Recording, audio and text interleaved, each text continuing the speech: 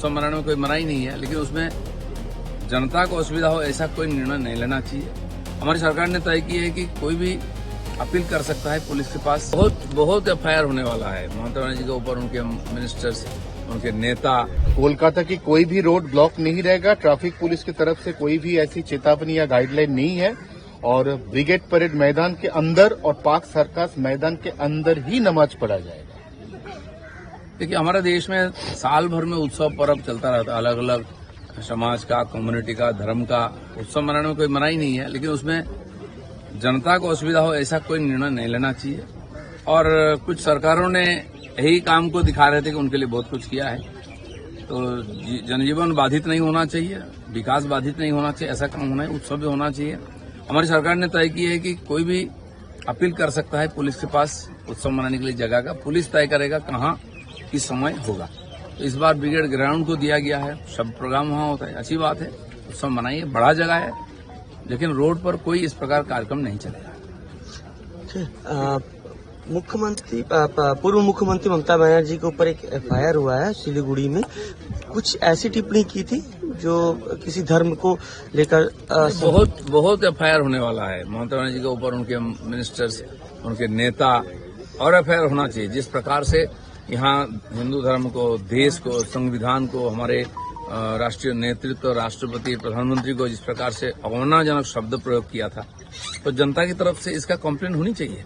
सबका सीमा पार हो गया था, जनता अपने को बहुत दुखी समझ रहा था इसके कारण कि कैसे लोग हमने सरकार में उठाया है, और उसका कानूनी कार्रवाई भी होनी चाहिए। बंगाल के सीएम शुभेंदु अधिकारी ने बांग्लादेशी घुसपैठियों को अल्टीमेट दिया। सीमा पर कतारें बढ़ी, लंबी लाइनें शुरू हो गई, शेल्टर हाउस बनाया गया। देखिए, विदेशियों को बुला करके लाया जाता था, सारी सरकारी सुविधाएं दी जाती थी, नागरिक प्रमाण पत्र बांटा जाता था, लेकिन हमारी सरकार ने तय की कोई विदेशी को यहाँ कोई सुविधा नहीं, रहने की अनुमति भी नहीं है, कुछ करना नहीं पड़ा। इतने निर्णय से उनको पता चल गया, हजारों लोग लाइन से बांग्लादेश जाने के लिए तैयार हो रहे हैं। हमें उम्मीद है कि जो लोग आए थे अवैध रूप से, वो अपना देश वापस चले जाएंगे, वहां जाकर शांति से रहे, और हमें भी शांति से रहने दे, हमें विकास करना दिया जाए। उनको जो भी सरकारी सुविधाएं मिल रही थी अलग अलग योजनाओं का, वो भी बंद किया जाएगा, उसकी भी रिव्यू होगी।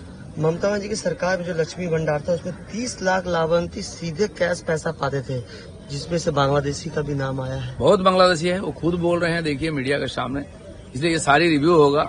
जितनी भी गरीब कल्याण योजना और इस प्रकार योजनाओं का प्रधानमंत्री जी का दिया हुआ सुविधा ये लोग खा जाते थे, तो इसको सारा रिव्यू होगा, नया लिस्ट बनेगा, और सरकारी जमीन कब्जा करके बड़ी बड़ी कॉलोनियां बना दिए थे, वो भी हटाया जाएगा। दादा, मंगलवार को भारत बांग्लादेश सीमा पर हकीमपुर चेक पोस्ट में सैकड़ों बिना दस्तावेज बांग्लादेशी पाए गए, और जिसमें से देखा गया कि कई मुसलमान हैं जो कि कुछ डॉक्यूमेंट ही नहीं रखे हैं। नहीं, डॉक्यूमेंट तो है नहीं, और बिना डॉक्यूमेंट को भी उनको सुविधा मिल रही थी, और बहुत लोगों का आधार कार्ड, वोटर कार्ड बना के भी दिए थे। टीएमसी के लोगों को सीधा सीधा बोल रहे हैं, अब इन लोगों को वापस जाना पड़ेगा और सारे सुविधा से इनको वंचित रखा जाएगा। कालेर मध्य प्रथमबार আজকে আধা ঈদ, সেই উপলক্ষে কলকাতা শহরের কোথাও ট্রাফিকের কোনো গাইডলাইন নেই, অর্থাৎ all road free for all kind of traffic. First time আমার অভিজ্ঞতা। কি বলবো, দেখুন, আমাদের দেশে সারা বছর কোনো না কোনো উৎসব চলে,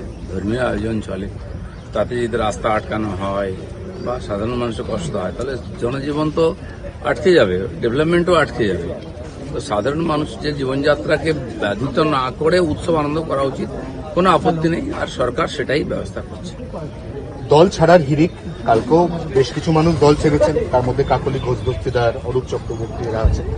এইটার দুঃখে মমতা বন্দ্যোপাধ্যায় একটা কবিতা লিখেছেন, কবিতাটার নাম হচ্ছে ঘিরঘিটি। আমি আগেই বলেছিলাম যে এটা সুযোগ এসছে বাড়িতে বসে কবিতা লেখার, সেই সময়টা কাজে লাগান, বসুন, তার প্রতিভাকে একটু শান দিন, আর অনেক এরকম ইস্যু পাবেন কবিতা লেখার জন্য এরপরে।